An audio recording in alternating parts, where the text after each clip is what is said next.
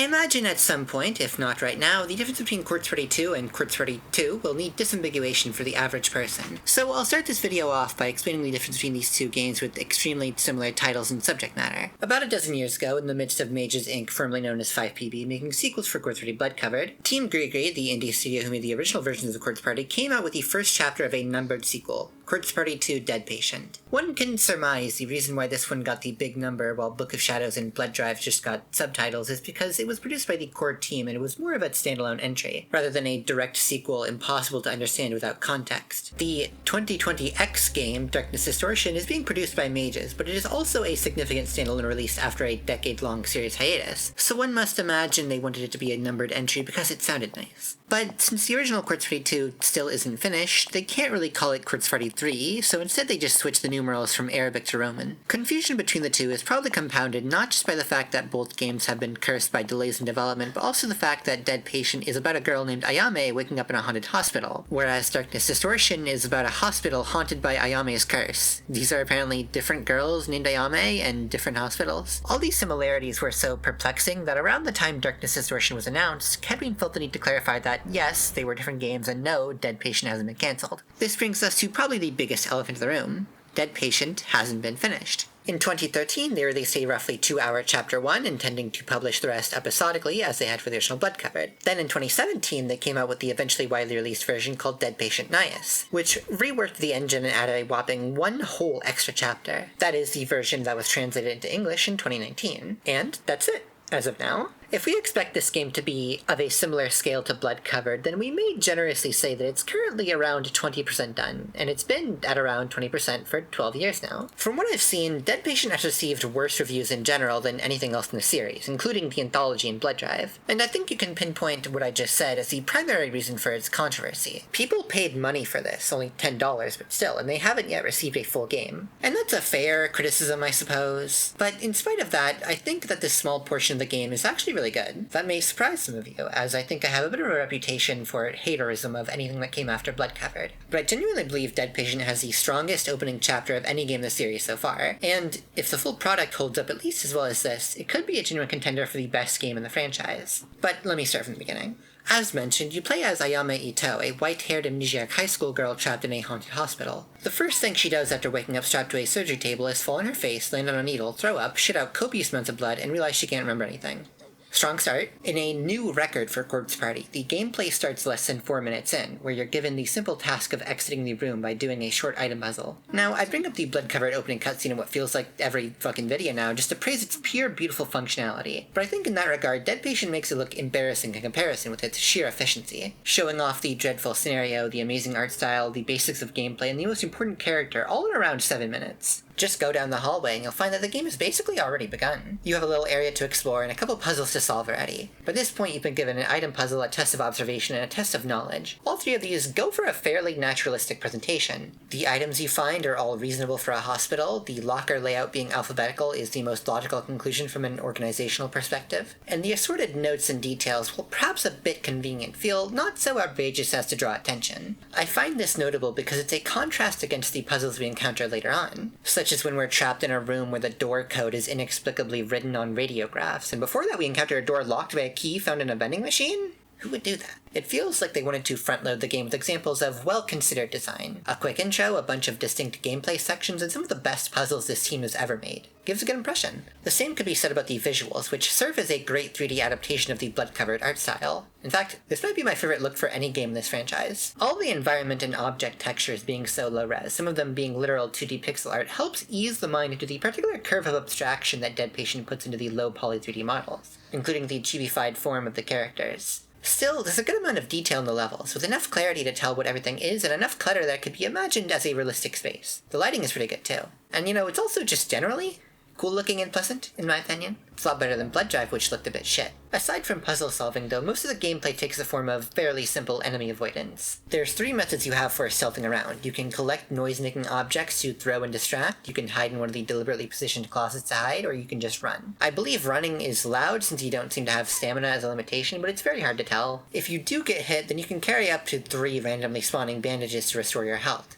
And they're frequent enough that this is basically how I play, just running around and healing if I got hit. So far, there's only 2, maybe 3 different enemy types, the zombies and the security men. I think that the former behaves a bit differently from the latter, though it's also hard to tell. They patrol around, run towards you, and attack if you're close. Most of the time, difficulty is derived from the amount of enemies. In normal gameplay, this means you can find corridors flooded with them. But there's a couple moments where the game will force you into a space with some generic foes and task you to either escape or, during the final segment, survive them for some time. These moments are usually accompanied by a wonderful acoustic guitar theme. I gotta give it credit because it's the only track from the game I can actually remember. And aside from that, this game actually has boss encounters, ones that are distinct from normal enemies and aren't a departure from the mechanics of the rest of the game, unlike in any previous Quartz Party. The first boss gives you a rattle, which allegedly lures the enemy, but seeing as it already has the capability to go towards you, this is basically a useless item. I find it extremely funny that you get to keep this for the entire chapter and can use it at any time. My friend Animal Jason speculated that it was because they intend you to use it in later chapters, and I really hope that's the case. I hope we get to keep this the entire game. Both bosses are encounters where you're meant to lure them into the light to deal damage, with the first one being so basic it's practically a tutorial, and the second being a decent test of timing, positioning, and understanding. If you know what you're doing, these won't take very long. I think this game as a whole is attempting to lean more into the skill-based gameplay of the titles that inspired the original, which is something I fully support. I've replayed Quartz Party Blood Covered many times for the depth of its writing.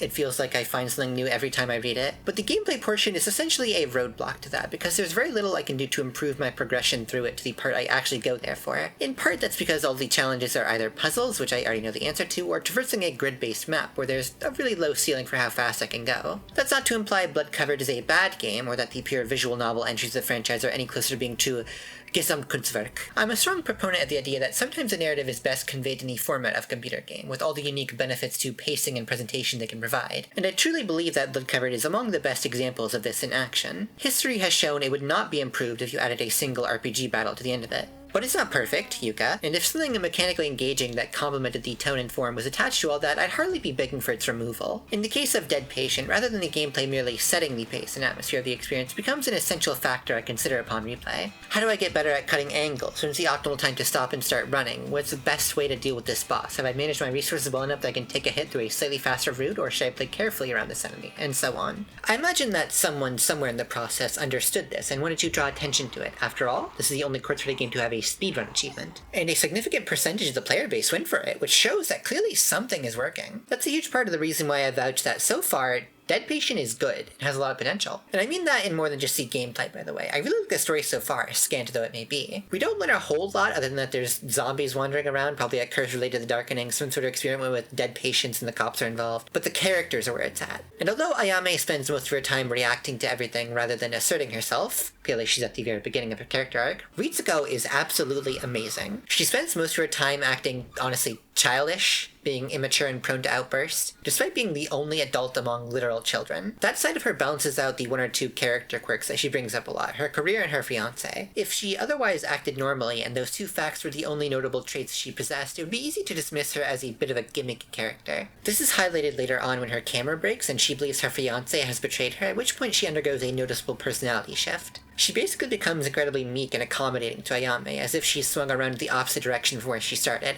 She just has a really strong presence. I've seen comparisons made to Morishige in that she's a weirdly morbid person who readily takes pictures of dead bodies, or Yui in that she's the only adult woman, but I think the archetype she's set to fulfill is close to what Ayumi was for the first game. She'll probably survive a long time and she'll maintain relevance to the central conflict despite not being the main character. Her flaws might be abrasive to some, but they're also going to make her the most interesting character. I could see her not surviving if they want to intentionally subvert the Ayumi archetype, but I'd imagine she'll be sticking around at least long enough for her development to get paid off. Also, I think it's good that they can make a major female character who is 38 years old and weighs more than 150 pounds and not have either of those things constantly be made the topic of mockery or the crux of her character. I just made a video about Persona 4, so this feels like a grand accomplishment in comparison. The only other character with a significant role so far would be Chiyomi, which is weird because in the main route she basically shows up, features for one or two conversations, and leaves, never to be seen again. She would basically be as forgettable as the three other classmates, if not for the wrong end, which is kind of weird in its own right. There's only one wrong end in this whole chapter, and it's not really comparable to the regular wrong ends of Quartz Party, being a moment of failure punished quickly by death. It's a weirdly lengthy alternate route that then seems to very suddenly end in death. And when I say suddenly, I mean the credits pop up before the death animation is even done. When I first played the game, I did this and wasn't even sure where I'd failed, thinking that I could somehow survive the zombie horde. Then I looked it up and figured out I just had to not follow Chiyomi, and then I was like, well, that could have been more clear. I would compare this to the infamous Blood-covered Chapter 1 wrong end, where its activation is unclear and its effect is quite delayed. However, unlike that wrong end, this one actually has something going for it other than a bunch of ghosts kill you out of nowhere. For one thing, the split here allows the game to address address the perspective of Ritsuko, which is basically the splitting point.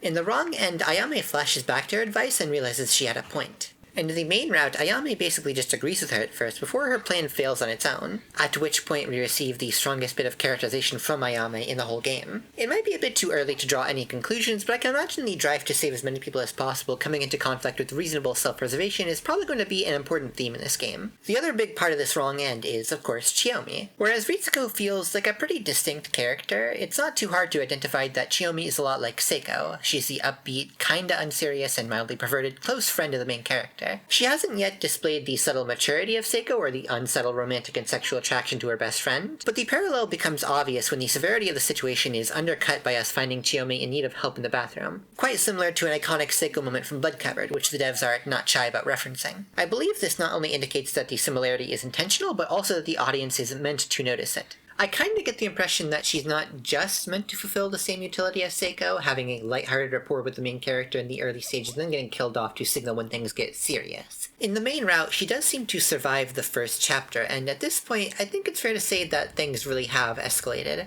She'll probably be used as a way to portray what a Seiko-like character would do in a completely different situation. The purpose of such a choice probably depends on the direction that the story is meant to go, whenever it comes out. Speaking of which, you're probably wondering, is this game ever going to come out? Like, what do we actually know about the development? There have been a few updates over the years. I won't go over all of them, in part because I didn't look that hard. But most of the mention of Dead Patient by staff is concentrated around the times they actually released something. They start talking about the game in August 2012 with the first trailer, and continue on a bit past the release and such. In August 2014, Sakuya Kamishiro confirmed on Twitter that the game was still in development, and in hindsight, maybe it seems weird to be reassuring people only a year out, but Dead Patient was already bearing a slower release than New Chapter or Blood Covered. We can assume from this that they did not expect the game to take as long as it did. Have I talked about Nias enough? That was basically just a change in engine. The two games are so similar I barely bother getting enough footage to illustrate the difference. The only added content was the extra chapter, which I'll talk more about later. The character portraits and models featured in it are elaborate enough that I don't imagine they were simply thrown together, but the content of the extra chapter, having no voiced lines and just reusing the opening area, makes it seem a bit rushed. I imagine that the unique assets were planned for a while, but the production of the extra chapter was extradited as a consolation for the re-release of Dead Patient without Chapter 2, which does mean that about 4 years in they still hadn't finished Chapter 2. Maybe a part of that was just they hadn't ported it to the new engine, but the fact we still don't have it at the time of this video is not the most encouraging bit of information. While we're on the topic, I've made the error of speaking about the Quartz Party series' decade-long new game hiatus as if it was obviously the result of dwindling sales and reputation, but in reality, I haven't seen statements from Team Grigri or Mages on the reason behind it. It's unclear and probably more complicated than it looks. I still do believe that Blood Drive probably made Mages play it safe for the franchise, but that doesn't quite explain why Team Grigri wouldn't do anything new with Dead Patient. The only reason I could imagine why we haven't gotten a Chapter 2 is either that it's not done yet, or they're planning to release the whole game all at once now, after having made the fans wait so long. Or maybe there's another game getting in the way. As I stated in the beginning, when Darkness Distortion was properly announced, Kedwin clarified that Dead Patient was still in development. This is the most recent update we've received on the matter, and the only reason I still have faith that it's ever coming out. You might be wondering, how much regarding Darkness Distortion, especially the delays, can we factor into our understanding of Dead Patient? I think it's not a one-to-one situation. The former is likely hampered by issues unique to Mages, who entered insolvency back in the end of 2022. Their output's been a bit odd since then, with even Science Blank having been MIA since 2020. They haven't even revealed what the blank is. I can't claim to know the exact inner workings, but I would imagine that the biggest effect this has had on the core of Team Grigri is that they probably wouldn't want to release a hospital horror game called Quartz Party 2 Dead Patient within too close of a window to Quartz Party 2 Darkness Distortion, a horror game set in a hospital. If that is a concern, and I imagine it is, then the most optimistic scenario for Dead Patient, if we imagine the game is basically done, they're just waiting for the right time to publish it, is that it'll come out months after Darkness Distortion, long enough that most people won't confuse them as variations of the same entry. If Dead Patient isn't done, or doesn't get done in the next year and a half, then I'm really skeptical that it'll ever come out at all. For a matter of perspective, Dead Patient Nias came out the same year as Hollow Knight, and currently on screen is footage of me playing Silksong. The development of Duke Nukem Forever is something so infamous and complicated it literally has a dedicated Wikipedia page. It took 14 years and 44 days to go gold. Late 2026 is arguably one of the most optimistic predictions one could make for the release of Dead Patient, and even then it would be around 14 years between then and the first trailer back in September 2012. Unlike a lot of famous vaporware, this isn't a project being passed around different developers. It's not the property of a big big corporation that can eventually just send someone to make something with a famous name. Quartz Party 2 is owned and being worked on by just a handful of people. If they can't make it, we're really not going to get a continuation. And although they have assured us that the game is going to come out, personally, I think it's best to treat it as a pleasant possibility rather than a done deal. Until the game comes out, though, that's all we're gonna know. However, I think it might be possible to loosely draw out the thematic trajectory of Dead Patient by making comparisons to Blood Covered. I know, you're all probably really excited for fan fiction in your video game review, but listen, alright? The same team worked on both games, and they saw fit to make them part of the same series. It only stands to reason that there should be, if not similarities, then some dialogue of ideas that were meant to read from the work. I feel like I'm capable of legitimate narrative analysis, please stop laughing, and I have a few ideas for where the story is going. At the end of Chapter 1 in Blood Covered, Seiko died. That was the start, the first big manifestation of the theme of losing a loved one and dealing with it. All of the game up to that point was introduction and setup, and now the rest of the story has the room to stretch its legs, explore its ideas, all that. You'd expect then that something similar could be said about Dead Patient. So what do I think? What's the equivalent scene? Well, the big reveal at the end of Dead Patient's Chapter 1 is that Ayame has a huge hole in her chest. She is the dead patient. I almost forgot that's what they actually call her, that's great. The exact implications of this are unclear, but the common assumption is that whatever curse or experiment is bringing the dead back to life is also keeping her alive. For whatever reason, she doesn't seem to be hostile or zombie-like, as opposed to every other example we've seen, but it's difficult to imagine how she's just fine running around as a donut unless some very similar black magic is involved. And thus, it seems a reasonable conclusion that, at the end of this game, when the curse is presumably dealt with, Ayame is probably going to stay dead. Now, if we look at Blood Covered, the main characters didn't actually destroy the curse, they only weakened it for the sake of their own survival, but I can't imagine that something like what's portrayed in Dead Patient, which seems to be affecting the real world, is just going to be allowed to keep happening. Especially since we have material that shows the world of Quartz Party in the early 20s, and they don't seem to be all too bothered about the whole zombie hospital thing. So I suspect it'll be more like Blood Drive, where they seal it away pretty much for good. I would imagine that after making Blood Drive, they wouldn't say, we should set ourselves up to make another Blood Drive. Either way, Ayame probably won't make it out alive, and I think this fact reveals what Dead Patient may be about. The first Quartz Party was all about accepting the death of your loved ones, dealing with the grief and trauma that comes from it. So I believe Dead Patient will be about accepting your own death, as portrayed by the doomed main character. It makes sense to me that a numbered sequel would attempt to both build off the themes of the original and also try to distinguish itself, to be an entry with its own message. And I mean, just listen to how it sounds. Quartz Party 1 is about accepting the death of others, Quartz Party 2 is about accepting your own death. That just sounds like such a great pair. In fact, that sounds like the most logical direction that a writer obsessed with death would go. And I think it's easy to imagine how this could manifest in the rest of the story. Maybe the antagonist is trying to cheat death, and this selfish pursuit is putting others in danger. Perhaps all the main characters who die will go out sacrificing themselves for their friends, showing a willingness to accept their fate. Maybe a conflict will arise out of Chiyomi or Ritsuko wanting to keep Ayame alive. We have so little to go on that I could easily see this going in any direction. But with that established, there's another thing I think Dead Patient will aim to do in the meantime. The first thing you see in Blood Covered is a ghost story that foreshadows the nature of the big mystery revealed near the very end. It not only establishes the tone, but also sets a precedent for narratively and thematically important ideas. The first thing you see in Dead Patient is Ayame, years after the ending of Blood Drive. This implies to me that the plan is to do something with these characters. But what exactly will that be? Well, there's something I feel implies a general direction. First of all, this came out before Blood Drive, meaning that with the exception of some details like her eye being gouged out, the conclusion of that game was already set in stone when Dead Patient was planned. Second of all, this was widely released before Dead Patient, which meant that Team Gugu was fine with fans going into that game knowing that Ayumi would end up like this. To me, this says that they're probably going to get a relatively happier ending compared to Blood Covered's sad farewell and Blood Drive's bittersweet conclusion. Blood Drive's final scene had way too happy a tone for what was ostensibly not the best of circumstances. But if the player is meant to know that there will be more to this story, I imagine we're intended to assume that the few remaining problems the characters have will be resolved. I imagine, and admittedly this is a shaky assumption, that whatever curse is happening at the hospital is related to Ayumi. Let's say some of the nirvana she is spilling out. She burped it, she threw it up.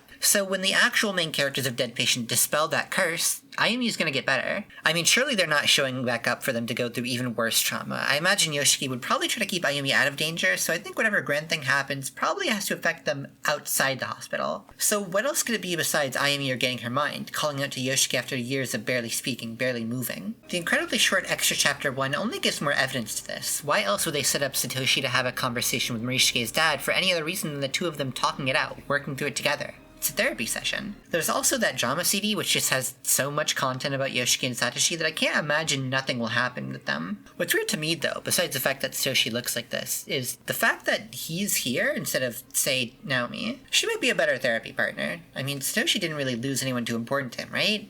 Unless it's... oh no.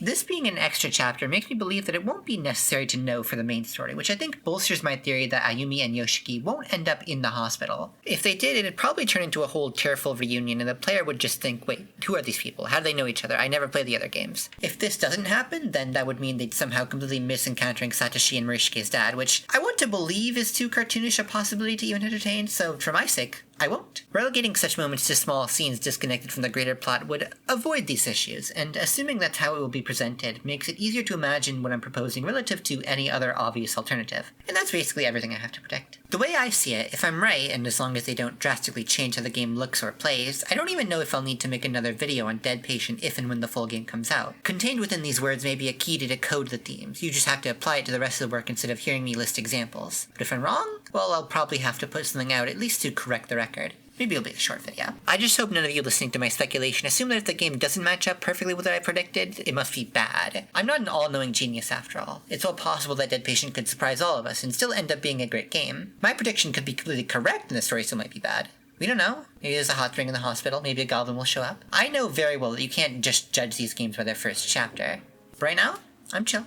I've really reached hard for words to say about this series because the recent delay has hit me with the reality that this might be the last time I can talk about the games in a video that is directly about one of them. I do plan for more videos, but something on the movies or mangas would just feel different. It might not feel super climactic for me to say this during a demo critique, but if there's anything that Quartz Party tries to communicate, it's that we don't always get a satisfying conclusion to something personal in our lives. It's best we take the opportunities we get to convey a message of love before we miss the chance to do so at all. And I really do love Quartz Party. One could say that I encountered Blood Covered at such an age that it likely influenced my taste more than matching it, but I think I was probably drawn to it in the first place because it aligned with me in a lot of ways that even works in the RPG Maker horror genre inspired simply could not capture. I obviously don't think the game is perfect, let alone the whole series, but particularly with that first entry, I've come to have an almost odd acceptance to some of these points of misalignment. Undoubtedly, there are a lot of people who wouldn't want to play a gory, emotionally draining game with such a complicated narrative, but because Team Grigri wanted to make something like that, I got to enjoy it. As unfortunate recent events have elucidated, if artists are unable to produce and publish unsavory games, then we end up losing works that I hope no reasonable person would want to censor. Which is to say, I guess I'm the type of person who would keep Yuka if it meant not losing Nami and Seiko. I think a lot of this comes down to the fact that, well, the core staff of Team Grigri consists of barely enough people to fill a car, the cost of their work probably isn't too high, and so the amount of sales they need to make in order to turn a profit probably isn't too high either. This gives them the freedom to make the kinds of games that will mostly appeal to a niche audience. That's not to say that the quality of the work is irrelevant, but I think investment comes from something more than craftsmanship alone. After all, the games in the series that I liked the most were the ones that at least started purely independent. Blood Covered was given a budget put mostly into graphics and voice acting, but the fundamental design that I was drawn to in the first place remained the same, which I can't really say about these sequels made under mages. Although now I've found other indie developers whose tastes align much more with my own, I haven't strayed so far from Team Grigri that I turn my nose up at their work. All that to say, I wish them all not just good fortune, but also fulfillment with their work, regardless of whether or not we ever get more of Dead Patient.